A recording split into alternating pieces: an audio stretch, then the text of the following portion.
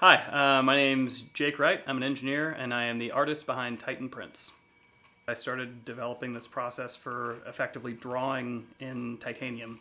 I have essentially an XY gantry that's kind of a robot arm that's holding a pin, and that pin, depending on how fast you move it, how many times you pass over an area, can make different colored inks effectively. And that ink is really just this anodized titanium layer.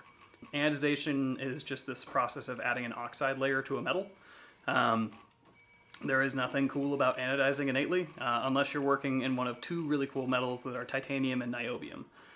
Those have this unique characteristic where the crystalline layers that they make can selectively reflect and refract light. And depending on how thick those layers are, they can either basically cancel out certain wavelengths, so they're completely removed from the spectrum that makes it back to your eye, and they can amplify other ones. And that's what makes the colors in these prints. There's no actual ink, there's no dye, there's no pigment.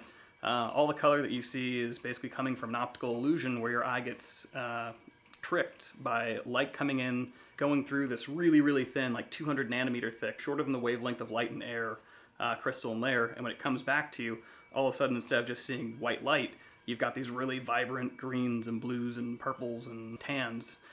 Math makes some fundamentally really cool things. And if you apply those in the right way, like with a process that really highlights overlap that exists between things, how two different shapes can interact, how multiple passes of something can interact, like this particular process, then that intersection of math and engineering can make art in a weird way.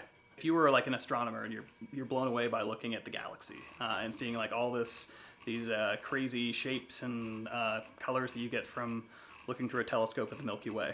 That's how I feel looking at these pieces of art. Titan Prints, it's basically an excuse for me to spend too much money on titanium so that I can make art with it and then struggle to sell it. Yeah, caveman looking into the fire.